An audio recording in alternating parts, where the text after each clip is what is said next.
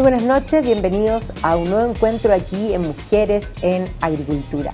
Hoy día vamos a hablar de economía y tenemos una gran invitada. Está con nosotros Elisa Cabezón, ella es economista, magíster en economía de la Universidad Católica, miembros de la red Pivote, que es algo muy especial, es un laboratorio de incidencia pública, innovación y métodos de experimentación, y directora ejecutiva del Observatorio de Perspectivas, Empleo y Pensiones también de la Católica, ¿cierto? Sí. ¿Cómo estás, Elisa? Bienvenida. Hola Magdalena, muchas gracias por estar acá. Sí, mira, Pivote es la novedad, ¿cierto? Un observatorio de políticas públicas que fundó Bernardo Larraín el año pasado. Yo me integré en marzo de este año. ¿Qué es lo que busca hacer Pivote? Pivote busca hacer un espacio en que una los diferentes grupos de la sociedad. Que uno percibe que en la sociedad hay diferentes grupos que últimamente no hablan mucho entre sí. Y eso se manifestó mucho en el estallido social, ¿cierto? En el 18 de octubre del 2019. Quedó más claro ese. Por una parte tenía a los académicos, ¿cierto? Que hablan como desde la nube. Que hablan de la nube, de la universidad. Del Olimpo. Hablan, claro, del Olimpo. Tienen sus papers, sus seminarios, pero da la impresión de que hablan entre ellos. Y cuando tratan de hablar de las implicancias de políticas públicas al público, o no los escuchan mucho, o no los entienden mucho, o no les creen mucho. Entonces están como ese grupo ahí, lo académico, que está un poco más aislado. Luego está la sociedad civil, ¿cierto? Y están los policy makers, que son los políticos, los encargados de implementar las políticas públicas. Entonces nosotros queremos hacer Pivote un espacio para que del mundo de la academia todo ese conocimiento, una parte, decodificarlo y explicarlo, bajarlo a la ciudadanía para que lo entiendan en simple, para que entiendan cómo funcionan las políticas públicas en Chile, cómo funcionan en términos básicos de economía, y así crear este puente más de confianza entre lo más académico y la sociedad civil, y a la vez conectar también ese conocimiento con los policy makers. O sea, con la bajada que podría ser ley, por ejemplo. Claro, una bajada ley, una implementación de una política pública, que incidir en políticas públicas. Y además también la sociedad civil también tiene mucha experiencia que aportar, no solo los académicos tienen que aportar, también la sociedad civil, los empresarios, las fundaciones, la gente que trabaja en el día a día tiene mucho que aportar a las políticas públicas. Entonces también la idea es recoger la experiencia de la sociedad civil y conectarla también a este programa de incidencia y tratar de llevarlo también a los policy makers. O sea, básicamente lo que ustedes están haciendo es conectar el pensar con el hacer y con el haciendo, porque se están haciendo muchas cosas, sí, en el día a día. Y que de alguna manera esas dos cosas conversen. Un poco, tal vez, una de las cosas de esa separación, que creo que Pivotes iba a cumplir una labor fundamental, porque es esencial que estén unidos, pero una de las cosas que dejó muy clara esa separación es la visita que tuvimos recién de Mazzucato, hablando como desde el Olimpo y diciendo que iban a experimentar con nosotros. ¿O no? Sí, fue una muy desafortunada frase de Mazzucato, pero un poco sí. Hay diferentes partes, bueno, esta impresión mía, pero en política hay diferentes como sectores que escuchan mucho a los académicos de afuera, ¿cierto? Al académico de Europa, como el Mazzucato, de Estados Unidos, ¿cierto? Y yo encuentro también un poco, oigan, no escuchen tanto Europa, no escuchen tanto Estados Unidos, a las universidades de Stanford, Harvard, escuchen también a la calle, a la gente en el día a día, a las pymes, a los pequeños emprendimientos. Esa gente sabe muy bien cómo funcionan las políticas, cómo funciona la realidad. Cómo funciona la realidad en Chile, cuáles son sus trabas, cuáles son sus desafíos. Más que escuchar a la gente que está afuera, escúchenlo acá. Y un poco pasó también con el plebiscito de salida. Yo creo que el plebiscito de salida se enfrentó mucho a eso. Uno escuchaba mucho, incluyendo a la Mazzucato, muchos académicos de afuera, que hablaban de votar a prueba, que era la constitución del futuro, que va a llegar a Chile a un mundo desarrollado, y hablaban de afuera. ¿Y qué pasó? La gente que estaba en Chile, en el día a día, decía, esto no me representa a mí. Esto a mí no me calza. Y esta es la votación, un 62% rechazo y un 38% de apruebo. Un poco eso te muestra también de que también hay una desconexión entre este mundo más académico de afuera con la realidad chilena. Entonces Pivote que hacer un espacio en que podamos encontrar un punto en que la sociedad civil, el emprendimiento, las personas, los trabajadores se conecten con las políticas públicas en Chile, puedan aportar, y que a la vez también los académicos, desde su experiencia, desde sus datos, sus investigaciones, también puedan aportar. Es básicamente también poner no solo la conexión, sino que un cable a tierra, un sentido de realidad, porque un poco lo que tú acabas de manifestar respecto a lo que pasó en el plebiscito de salida, es que, claro, tú tienes los intelectuales de afuera que tienen una agenda ideológica, es decir, tienen una idea que quieren convertir en realidad, así como el zapato de la Cenicienta. ¿Tú te acuerdas cuando se lo ponían las hermanastras? Claro que les cabía, pero había que hacer, en el fondo... mantequilla bueno, va a ponerse. de hecho, en el cuento original tú sabes que una de las hermanastras se corta el pie. ¿Ah, sí? Pero sí, claro, el cuento original es tremendo. Lo que pasa es que Disney hace que el pie le quede un poco doblado para que no sea algo tan terrible, pensando que, comillas, los cuentos son para niños, aunque los cuentos no son para niños. Bueno, Disney, todos estos cuentos, Hansel y Gretel, Blancanieves, Cenicienta, la versión verdadera es muy cruda. Es muy cruda porque muy crudas, lo que busca es enseñar a no niños, sino que, como diría Tolkien, a niños de 0 y 99, a 99 años, es decir, al ser humano, el sentido de realidad. O sea, Caperucita es: no vayas al bosque, el bosque es un lugar de outsiders, un lugar de peligro, y si vas a pasar por el bosque no vayas mal vestida, no vayas de rojo para que te vean. Claro. Básicamente eso es como que tú digas, vas a ir a un sector en una ciudad peligroso, trata de no ir de noche y trata de no notarte, claro, o trata de no ir. Básicamente algo que enseña hasta hoy día. Sí, mira. ¿Viste? Bueno, chicas, siempre me da atención lo duro que eran los cuentos de... Bueno, pero tú bien sabes que hay veces que hay que hablar duro para llamar la atención. Y yo creo que ahí, bueno, pivote en el sentido de realidad, la realidad implica que hay veces que hay cosas que a la gente no le gusta escuchar. Da risa, porque yo soy una convencida de que a la gente le gusta que le mientan. ¿Ah, sí?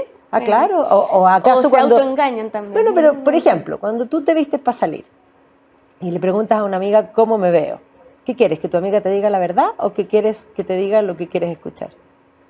Por comodidad, que me diga lo que quiero escuchar, ¿no? Bueno, por supuesto, pero a eso claro, lo que apunto. Sí. Entonces, ahora, una de las cosas que ustedes han estado trabajando y que preocupa a la ciudadanía un poco, y también tratemos de bajarlo y explicarle a la gente, porque una de las cosas que está hoy en el debate es el tema de pensiones, porque va a entrar ahora a trámite un proyecto de ley, que es un proyecto de ley, sin embargo, parece ser como la reforma que anuncia el gobierno como que va a ser realidad, pero tiene que pasar todavía por discusión. Y esto que están presentando, que pareciera ser que apunta más a destruir la participación de los privados que realmente aumentar las pensiones, pero claro, juega con las promesas, con las expectativas de las personas de que les va a subir la pensión.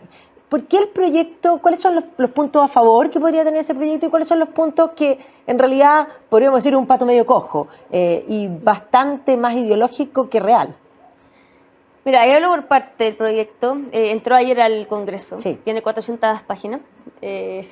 Así que hay que leerlo y hacer esa pega. Pero, mira, yo no tengo un pero principal al proyecto. El principal pero es que este 6% extra, que viene primero que viene el sueldo de trabajadores, pero lo paga el empleador, ¿cierto? Es que hay un punto que vamos deteniendo en los distintos puntos. La primera gran falacia: no se preocupen, lo paga el empleador. ¿Eso existe? No, eso no es cierto. Eso por un tema de elasticidades, esa plata que paga el empleador se va a traducir a menor sueldo líquido del trabajador. Se traducen dos cosas: o que se traduce en menor sueldo líquido para el trabajador, o que el empleador va a tener que contratar a menos personas.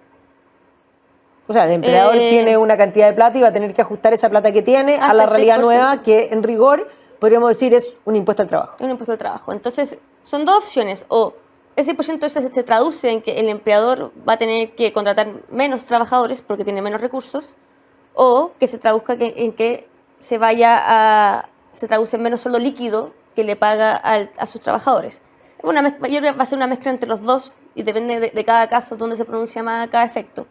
Pero sí o sí va a afectar a los trabajadores. Eso de que viene del trabajador, que es un impuesto, una cotización patronal, le dicen, que viene del empleador. Entonces, como viene del empleador, no es del trabajador, es del empleador, y por eso va a este 6% adicional. Yo no estoy tan de acuerdo. Yo creo que sí es plata que proviene de los bolsillos de los trabajadores, y yo creo que los trabajadores tienen derecho de opinar sobre qué va a ocurrir con este 6% extra. Y qué bueno que estamos en democracia y que eso se traduzca en el Congreso, que sí, cada diputado, cada senador escucha a su gente y digan lo que la gente, su sector les dice sobre ese 6% extra, que es lo que quieren. Si la gente quiere que se vaya a solidaridad, bacán. Si las personas quieren que se vayan a las cuentas individuales, hay que escucharlo.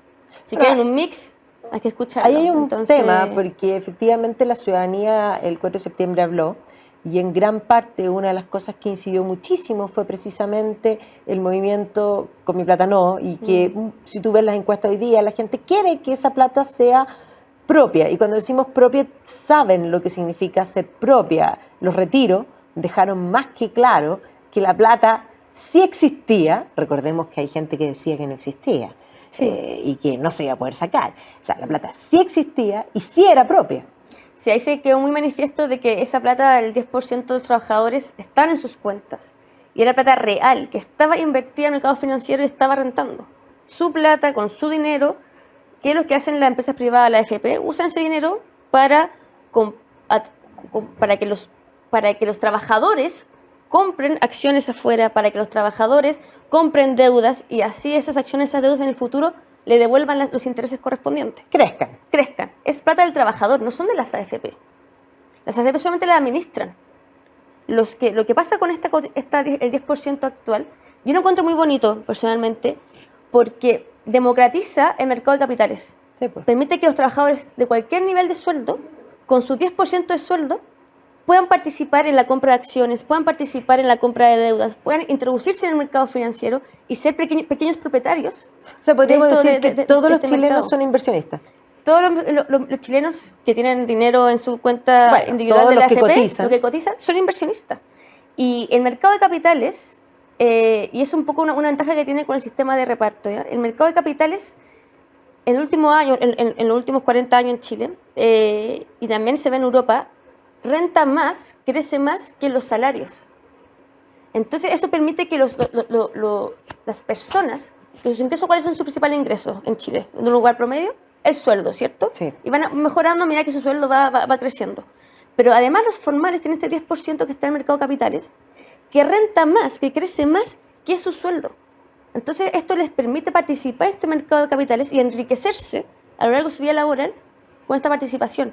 Yo lo encuentro muy bonito. Hay gente que lo pone como una caricatura mala del capitalismo, de que usan la plata de los trabajadores para financiar a la empresa. No, esta plata de los trabajadores, ellos son dueños parte de estas empresas, una porción chica, pero son dueños parte de estas empresas y permiten que sus recursos, sus ahorros vayan creciendo en el mercado.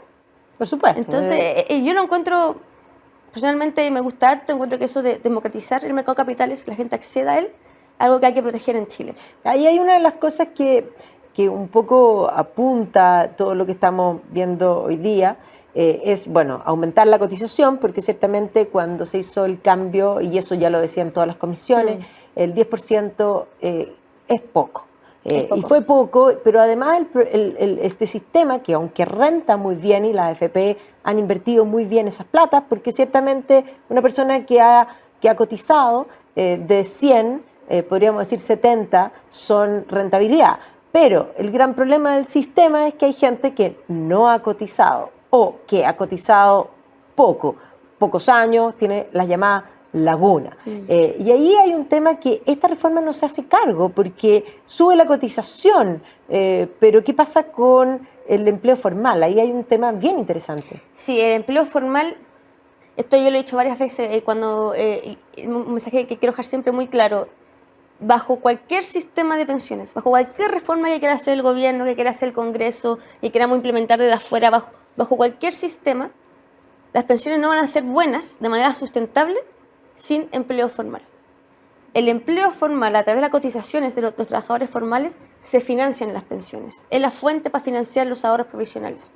Si no hay empleo formal, si el empleo formal es bajo, no vas a tener buenas pensiones en Chile. No lo vas a tener. Entonces, ahí va con la segunda patita que yo tengo con el pero que tengo con esta reforma del gobierno, que ellos quieren que este 6% adicional, ¿cierto? Actualmente un 10% que uno cotiza, quieren incrementarlo un 6% más, ¿cierto? Que el 6% adicional que viene de los sueldos de los trabajadores, quieren dirigirlo a un fondo colectivo, un fondo nacional, para aumentar las pensiones. Lo que estás haciendo ahí es que estás usando plata del empleo formal para subir las pensiones, que es un empleo formal que es muy bajo.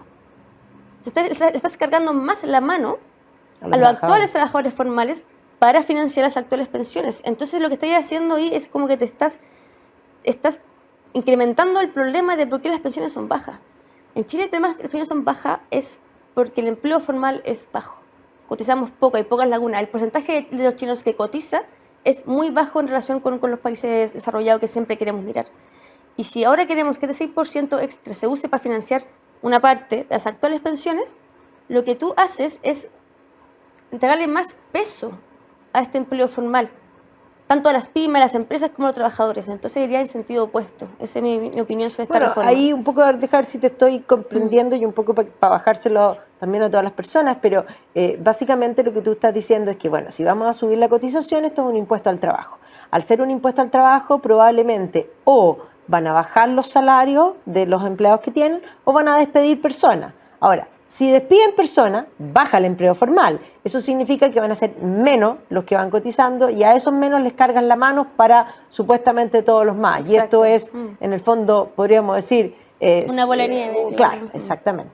O sea, no solucionaría el problema. Sí, va por ahí. Yo creo que, dado que Chile... Mira, voy a poner un poco de cifras para que haya una dimensión de cómo es el empleo formal en Chile respecto a los países de la OECD. Eso. Que siempre a la gente le gusta decir...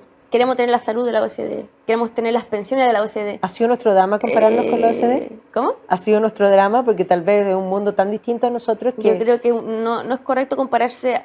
Siempre hay que compararse poniendo muy en cuenta cuáles son nuestras diferencias, cuáles son nuestras ventajas y cuáles son nuestras desventajas respecto a la OECD. Lo peor que puedes hacer cuando tú te comparas con un país desarrollado es que implementes elementos que agudizan tus debilidades y debilitan tu fortaleza. Eso es lo peor que puede pasar. Mira, ¿qué es lo que ocurre? En las encuestas como internacionales, para hacer comparación, se considera que una persona está en edad de trabajar si tiene 15 años más. Así se hacen las comparaciones internacionales. Toda la gente en Chile o el resto de los países que tiene 15 años o más de edad está en edad de trabajar. En Chile, el porcentaje de la población que está en edad de trabajar y que cotiza, que trabaja formalmente, es un 37%. Échale cuánto es en la OECD. ¿Qué porcentaje en la OECD la gente en edad de trabajar cotiza formalmente, aporta a las pensiones? 51. Sí, 51. lo sabía. Ah, ¿sabes? 51%. Lo sabía, por eso ahí se da trampa. De un 37 a un 51. Son 14 puntos de diferencia. Es un mundo de diferencia. Entonces, los europeos tienen más ingresos laborales, más ingresos formales para financiar las pensiones. O sea, tienen más trabajadores cotizando, lo que permite que lo que se acumula es mucho más. Exactamente, tiene mucho más plata, más recursos para pagar las pensiones. En Chile es mucho menor. Entonces lo que hay que hacer en Chile es, hay que ampliar esta base del empleo formal. Hay que fortalecerlo, que más gente trabaje formalmente. O sea, nosotros tenemos un doble problema ahí por la cantidad. Voy a darte dos ejemplos, está bien. Aquí tenemos en el fondo 37, dijiste que era. 37%, ya, sí. 37%, queremos que el 37% financie al 100% de los jubilados. Eso por una parte. Pero por otro lado tenemos el problema de tributario, porque nosotros global complementario, es decir, el impuesto sobre los sueldos, lo paga un porcentaje muy pequeño de la población y eso queremos que en el fondo financie también todo. O sea, en los países de la OECD, ¿cuántos pagan impuestos a la renta? Diría que es muy extensivo y muy distinto al caso chileno. Claro, exactamente. Además está el tema de los impuestos. Y en Chile los impuestos lo pagan principalmente las empresas. Entonces también hay que hacer hay que ayudar también a las empresas a que se formalicen. Y ahí está el juego, ¿cierto? Hay un trade-off. Una parte tú quieres que más gente pague impuestos, o aumentar la recaudación de impuestos, pero a la vez ese sistema de impuestos en Chile no puede ser tal que si una empresa se formalice, le quiten la gran parte de su ingreso, o sea, le caigan todas las penas del infierno. Porque ahí las pequeñas empresas van a buscar no formalizarse. Entonces hay que tener un sistema en que permita que las empresas se formalicen y no le caigan todas las penas del infierno, o sea, que se puedan integrar de a poco y de ahí de a poquito ir aumentando esta base, ¿cierto? Esta base de empresas y trabajadores formales que vayan aportando con su impuesto. Y con eso también aumentáis la base de los trabajadores formales que con sus cotizaciones aporten a la pensión. Lógico. Ese es el gran desafío que hay que hacer. Bueno, en Pivote estamos armando una mesa de trabajo sobre empleo formal, sobre cómo aumentarlo, cuáles son las trabas en Chile sobre la informalidad. Y esta mesa está formada, bueno, por académicos, por gente de fundaciones, por también personas que pertenecen que provienen del mundo sindical. Entonces ellos conocen mucho mejor la parte de legal, o sea, la otra vez nos juntamos con dos señoras que venían del mundo sindical, que eran líderes del mundo sindical, y nos dieron una cantidad de papitas, de leyes que perjudican el empleo formal, que desincentivan la contratación, que perjudican al empleador o que perjudican al trabajador. Son puras leyes que uno podría ir mejorando. Bueno, ahí tú te das cuenta que el espíritu muchas veces de la ley, o lo que busca la ley, termina generando lo contrario. Sí. Vamos a un ejemplo práctico que nos compete a nosotros, que estamos en Mujer Agricultura, pero por ejemplo hay muchas leyes que supuestamente son para protegernos, pero que finalmente nos perjudican. Vamos, por ejemplo, a leyes concretas. La ley de la sala cuna. Exacto. Las empresas tienen que, después de 19 creo que, tienen que tener una sala cuna. No tienen 19, tienen 18. Claro, y ahí quedan. Y ahí quedan. No, y hay mucho más. Hay una... De entrevistarla, tal vez ya la entrevistaste, no sé, pero No. Francisca Yuneman. ¿Ya? Ella se maneja perfecto con el tema de las leyes a nivel de empresa y sabe muy bien estas leyes que es como un boomerang, que es para ayudar a la mujer y se le devuelve. Se la devuelve. Y también dice que hay leyes que benefician a las mujeres, pero que no se están aplicando en la empresa y que están. Entonces hay mucha reforma, la gente quiere reformar, pero no hay que reformar. Hay leyes actuales que ya pueden ayudar a hacer mucho. Hay que aplicar, básicamente. Y hay que aplicarlas o hay que exigirlas, hay que informarlas. Entonces, yo también me junté a hablar con ella y me explicó algunas leyes. Y la Francisca también trabaja en la mesa de formalidad de Pivote. Mira tú. Está ahí trabajando con nosotros sobre todos estos temas. Ella está muy enfocada en la parte, la formalidad de la mujer, que la mujer se incluya más en el mundo laboral formal. Por supuesto, además que dentro de pensiones, cuando nosotros hablamos de pensiones y hacemos la separación entre la situación hombres y mujeres, hay un abismo. Y ahí particularmente porque están mucho más informales que los hombres. Sí, y hay el gran tema, bueno, hay un paper que hicieron para Chile y medían que las mujeres aumentaban su informalidad, o sea, que salían del mundo formal una vez que tenían su primer hijo. Porque buscan la flexibilidad. Porque buscan la flexibilidad. Exactamente, y ahí viene la pregunta, ¿por qué? Porque tenemos, por ejemplo, ahora que están pensando leyes, y dentro de las leyes están pensando las 40 horas. Mujer, yo soy mujer, tú también, y obviamente que, por ejemplo, yo soy independiente hace mucho tiempo, y a mí no me importa ganar menos algunos meses, y me arreglo, ahora yo no tengo ni una laguna porque soy mateísima, pero mi flexibilidad y el manejar mi agenda vale oro. Yo seguro trabajo más que muchas otras mujeres y que mujeres formales de todas maneras, porque cuando uno es dueña de sí mismo, gerente general de uno mismo, claro, es lejos lo peor en ese sentido. Pero si quiero bloquearme, me bloqueo, es problema mío, yo manejo mi agenda. Y eso vale oro. Y eso es lo que las mujeres más requerimos. Sin embargo, insisten en 40 horas, que implica llegar a las 9 y salir a una cierta hora. Nosotros queremos poder decir, mañana tengo que hacer el turno y tengo que llevar a los niños al doctor, no voy a venir en la tarde y voy a trabajar otro día hasta más tarde. En fin. Claro. Sí, está todo ese desafío. Yo creo que ahí se puede hacer mucho. Bueno, hay un sector político que busca mucho eso, de mayor flexibilidad, que las mujeres sean más dueñas de su tiempo en el mundo laboral, en el mundo empresarial. Y ahí está un buen debate. Yo creo que hay que aprovechar esta discusión de las 40 horas para llevar esta parte de la discusión de la flexibilidad, y eso yo creo que ayudaría mucho a las mujeres a involucrarse más en el mundo laboral. Pero también creo que hay otra traba también, tal que las mujeres necesitan más flexibilidad para atender a los hijos, pero también yo creo que el cuidado de los hijos tiene que ser más equitativo entre hombres y mujeres. Por supuesto. Tengo una anécdota de mi ex jefa, que yo quedé impactada. Yo entré a trabajar mi primera pega y me la contó en el primer mes, como su experiencia de mujer en el mundo laboral. Me dijo, yo cuando buscaba trabajo, tenía un hijo. Y estaba casada con un hijo y fue a buscar pega. A mi marido, el hecho de que era padre, le sumaba puntos. Porque las empresas decían, es padre de familia. Es responsable. Es responsable, se va a tener que quedar trabajando, no va a renunciar porque tiene que pagar cuentas, tiene que pagarle la educación a sus hijos. Entonces, él es seguro porque es estable, tiene que rendir. Ya, lo contratamos. Pero para ella, me decía, era un cacho, era 3 veces un cacho. Si el hijo se enferma en el colegio, ¿a quién van a llamar? a la madre. Entonces va a tener que salir de alguna reunión para ir a asistir a su hijo, o los turnos, o qué sé yo. Entonces como que el hijo le da puntos al padre, le quita puntos a la madre. Le quita puntos a la madre, eso no está bien. No. Y eso es a nivel de empresa. Sí. Ojo, o sea, una parte también a nivel de hogar, que entre hombre y mujer se pongan de acuerdo y se compartan las cosas. Eso es el mundo privado, yo no me voy a meter ahí. Pero a nivel de empresa tienen esa imagen de que las madres le ponen más carga a las mujeres por ser madre que a los padres, y yo creo que ahí hay que trabajar un poco para que sea más equitativo. Ahí también hay un punto en que las leyes que supuestamente protegen a la mujer y favorecen a la mujer encarecen el empleo de la mujer, y ahí uno podría decir que esas mismas leyes debieran ser para los dos lados, y en ese sentido encarecer los dos mundos o equiparar, porque en rigor uno debería concebir que no es madre, sino que se es familia como concepto. Claro, no es más que sea familia, exacto. Hay dos padres. Hay dos padres. No hay una sola madre, hay dos padres. Y eso, una pelea cultural, pero que hay que dar el mensaje, yo creo que hay que repetirlo y hay que avanzar en eso.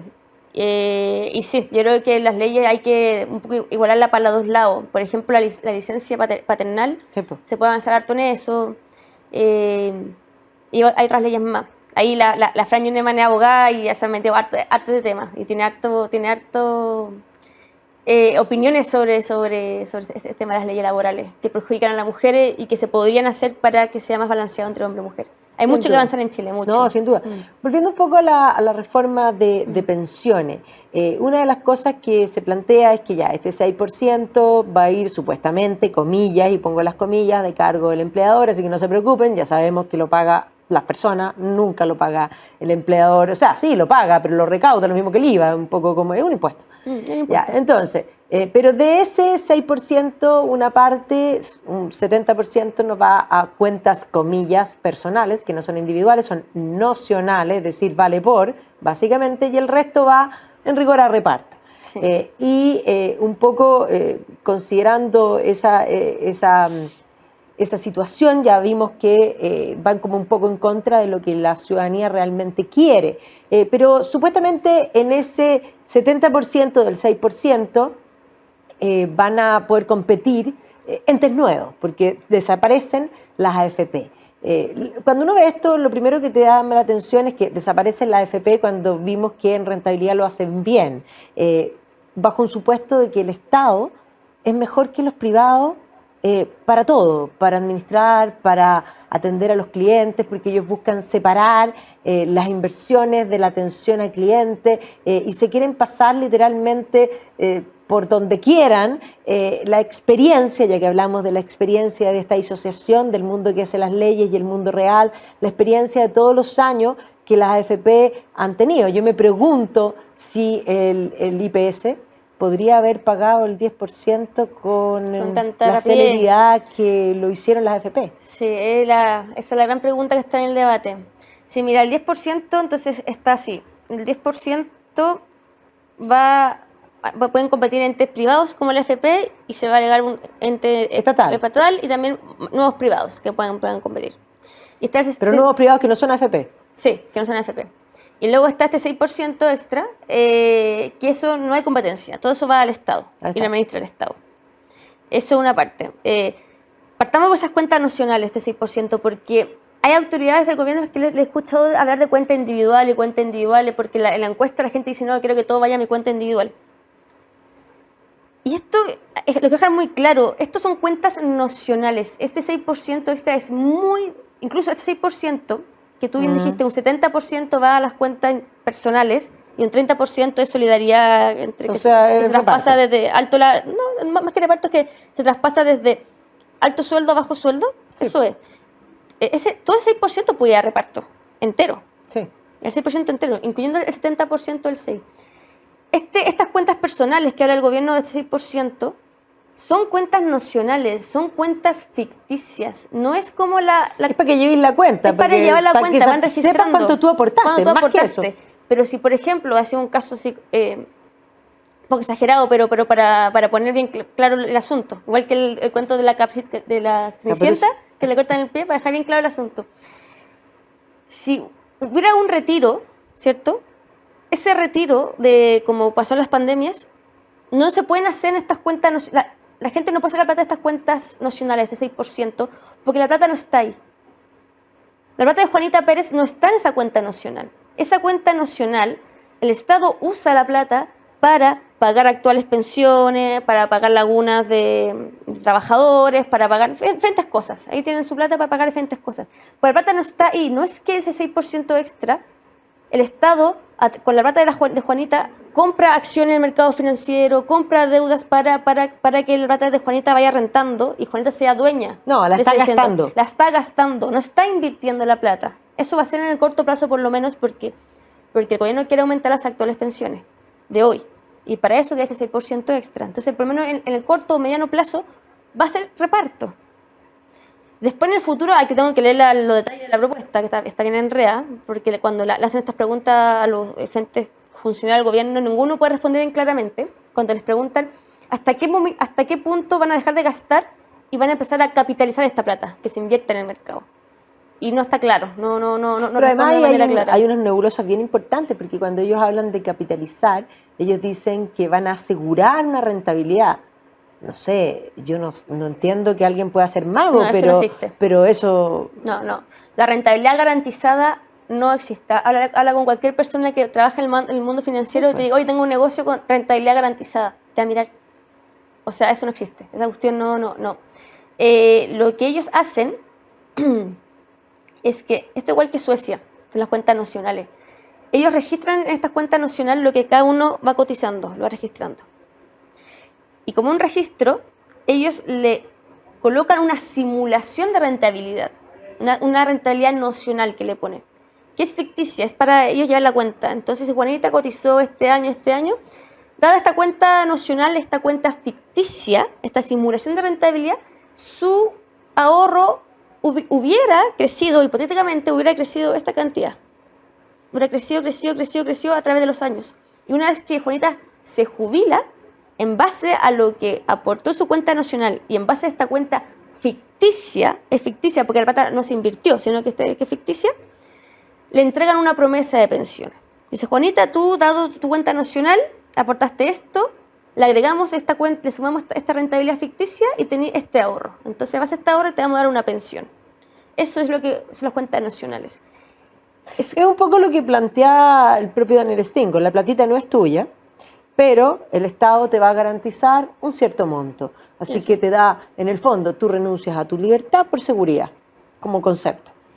Claro, va por ahí, y tampoco no es tan seguro, porque dicen que esta seguridad social, este 6%, es para garantizar pensiones, ¿cierto? Por ejemplo, dicen, si tienes 20 años cotizado, te vamos a dar 0,1 UF por año cotizado. O sea, si conseguís 20, te vamos a dar 20 UF cuando te jubiláis. Es como que para garantizar pensión por año cotizado. Pero eso tampoco es cierto, esa garantía. Y eso mismo dijo Marcel en la entrevista en el fin de semana, y ocurre también en Suecia. Esa garantía por año cotizado puede caer.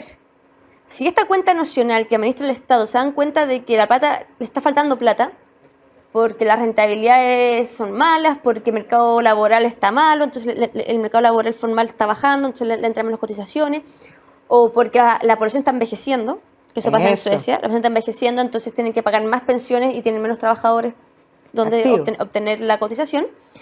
Cuando eso pasa, podría ocurrir en que este monto prometido, este beneficio que prometen las cuentas nacionales, baja. Entonces, esa seguridad que ellos dicen tampoco es tan cierta, también puede bajar, y de hecho pasó en Suecia durante la pandemia. Como la pandemia afectó tan fuertemente el mercado laboral formal, donde vienen los recursos de estas cuentas nacionales, los suecos fueron obligados a bajar las pensiones. Y fue un escándalo político en Suecia. Me imagino. A la gente le molestó, obvio, a nadie le gusta cuando te bajan los beneficios. Entonces tampoco es una seguridad tan cierta como lo quieren plantear algunos. En el tema de pensiones, ningún sistema está blindado, ningún sistema te da seguridad cierta. Hay una cosa clarísima, y un poco contrastando el sistema actual con todas las falencias que tiene, porque yo no voy a decir que no las tenga, las pensiones son bajas, y son bajas por baja cotización, por lagunas, por falta de mercado formal, todo lo que estábamos hablando. Y eso tiene otras cosas para mejorarla. Pero un poco aquí, comparando digamos, las situaciones, la rentabilidad que dan hoy día las AFP es probablemente dentro del mundo financiero lejos la mejor. O sea, si tú, persona individual, querías invertir porque tienes una plata extra, no por pensiones, ponerla en APB o ponerla en cuenta 2 era lejos lo más rentable. Sí, han rentado bien la AFP. De hecho, incluso Mario Marcelo dijo en la entrevista del domingo, dijo, las AFP han tenido una buena rentabilidad en comparación con otros actores del mercado financiero. Por supuesto. No hay nada que hay que criticarlo eso. Entonces podríamos decir, el Estado es imposible que rente eso, o sea, vamos a rentar menos, vamos a hacer crecer menos la canasta y, por otro lado, tenemos cada vez más gente que vive más y tenemos cada vez menos gente que nace, es insostenible. Si el Estado que usa este 6% para pagar parte de reparto, no tienen cómo que rente más que si todo eso va a capitación individual. No se puede, financieramente no se puede. El trabajador, actual trabajador, le iría mejor si el 6% extra, si el 16, el 10 más el 6 va todo a su cuenta de captación individual versus a que si va un 10% a captación individual y un 6% va a cuenta nacional. Al trabajador le iría mejor si todo va a capitalización individual. Y eso también pasa en renta más, y en Suecia se ve lo mismo. Y aquí hay una pregunta, porque ya, eso está clarísimo, rentaría mucho más y sería ideal, pero eso implicaría que beneficiaría solo a los que tienen mercado formal. ¿Cómo podríamos aumentar las pensiones o dar pensiones a aquellas personas, aquellas personas que no están en el mercado formal? ¿Cuál sería la solución que tal vez sería mejor que la propuesta que está haciendo el gobierno, que a mi juicio es ideológica? Sí, mira, lo que quiere hacer el gobierno es algo muy legítimo, que es que las actuales pensiones autofinanciadas hoy, en Chile, de doctores jubilados es baja, autofinanciada, ¿cierto? Entonces ellos quieren aumentar las pensiones hoy. Entonces por eso hablan de que este 6% extra lo quieren usar para subir actualmente las pensiones. Yo creo que antes de hablar de este 6% extra para subir las pensiones, miremos cómo están las pensiones hoy con la pensión garantizada universal, con esta PGU que empezó a implementarse este año, ¿cierto? Esta PGU que le garantiza a toda la gente, del 90% más vulnerable, tener una pensión, entrar con una pensión equivalente a la línea de la pobreza, que son 194.000 pesos hoy. Entonces, la pregunta que tenemos que hacernos es ¿cómo están los pensionados hoy después de esta PGU, después de esta pensión garantizada universal? Y una forma de evaluar las pensiones en Chile y en el resto del mundo son las tasas de reemplazo. Por supuesto. Que la tasa de reemplazo es que la pensión, es cuánto de la pensión actual del pensionado cubre su último sueldo, el sueldo de su último año o de sus últimos 10 años, justo antes de jubilarse, cuánto cubre. En la OECD, el promedio, y que es considerado bueno, es un 65%. O sea, la actual pensión cubre un 65% del último sueldo del trabajador. Claro, o sea, lo primero que tenemos que partir, que en los países desarrollados nadie pretende haber ganado lo mismo o ganar lo mismo pensionado que cuando era activo. No. O sea, gana menos. Gana menos. Pero gana bien. 65. Sí, o sea, está bien. Vive. Ahora la pregunta es, ¿cómo está la tasa de reemplazo en Chile hoy con la PGU, los actuales pensionados? Yo hice el cálculo y me dio lo mismo que José Ramos. José Ramos es un académico y me dio igual que él, con una base que hay en la super de pensiones, que es muy buena. Es un poco más del 80% la tasa de reemplazo. Entonces ahí la pregunta es, la tasa de reemplazo hoy con la PGU están sobre la OECD. Y más encima ahora quieren este 6% extra, que es un peso al mercado laboral formal, ¿cierto? Un impuesto al trabajo, para seguir aumentando las pensiones hoy. Entonces yo creo que esa es la primera pregunta. Claro, pero ahí hay un tema que inmediatamente salta, porque tú dices ya, la tasa de reemplazo 80% es increíble. El gran punto es que los sueldos en Chile, no solo hablamos del mercado formal, que es precario, pero los sueldos son extremadamente bajos, porque cualquiera te diría, bueno, con eso no vive una persona. Entonces, el problema, en rigor, es otro. Son los sueldos bajos. Por eso. Ese tema no lo puede tocar tanto pero no es la reforma de pensiones. Claro. Tienen que hacer una reforma Esa es otra laboral, forma. una reforma de productividad, de educación, son cosas mucho más profundas, mucho más difíciles de solucionar y más estructurales. Por supuesto, pero a lo que voy es que ese problema endémico, que es el problema real y profundo, no lo va a solucionar la reforma de pensiones. Y no se podría pretender que la pensión sea superior a, en el fondo, que supere a los sueldos anteriores, que eso es un poco lo que están aspirando. Entonces, lo que hay que atacar, el problema es otro. Aquí es como que, esto es como que te quebraste un brazo, pero te estás poniendo un yeso en el pie. Claro, exactamente. No está solucionando el problema. De hecho, y también hay otro dato que dice el gobierno, y que yo lo encuentro muy preocupante, y que ha pasado muy piola, pero yo estoy muy metida en pensiones, entonces, y me meto mucho en las pensiones de otros países, y cuando vi este gráfico del gobierno dije, pues esta cuestión no es sostenible. Ponían que con este sistema una mujer que recibe el salario 400.000 pesos, ponían, se cotizaba la mitad, y también un hombre, incluyendo un hombre, si cotizaban la mitad de su vida laboral, si cotizaban 20 años, la mitad, iban a tener, con todo el sistema, PGU aumentada, el 6% extra, bla, bla, bla, con todo, iban a tener tasas de reemplazo cercanas al 100%. Sí. No puede ser un país, no existe ningún país en el mundo, o que yo conozca, que tenga finanzas ordenadas, finanzas sostenibles, en que le entreguen pensiones equivalentes al 100% de su sueldo estando jubilado. O sea, es utópico. Y trabajando la mitad, trabajando con el 50% de lagunas en su vida laboral. No se puede, esa cuestión no es sostenible. Entonces yo estoy esperando, tengo que leerme la reforma bien y meterme los números, pero no es sostenible que una persona que trabaje la mitad de su vida laboral tenga una tasa de reemplazo cercana al 100%. No, por supuesto que no. Suena lógico lo que estás planteando. Y entonces eso lo tiran en los matinales, van a televisión y lo muestran, y a nadie le hace ruido. Yo vi ese gráfico y dije, pues eso no está bien. Esta cuestión no puede ser sostenible, y menos si lo queréis financiar con un impuesto al trabajo, con el mercado laboral formal, donde va a achicar más todavía la torta. Entonces eso no está bien. Entonces, bueno, en los matinales vimos a ministros de gobierno diciendo que 2 más 3 son 23. ¿O no? Bueno, pero hay que estar encima porque... No, por supuesto. Sí, pero cuando te hayas leído bien ya la reforma y ya le hayas hincado...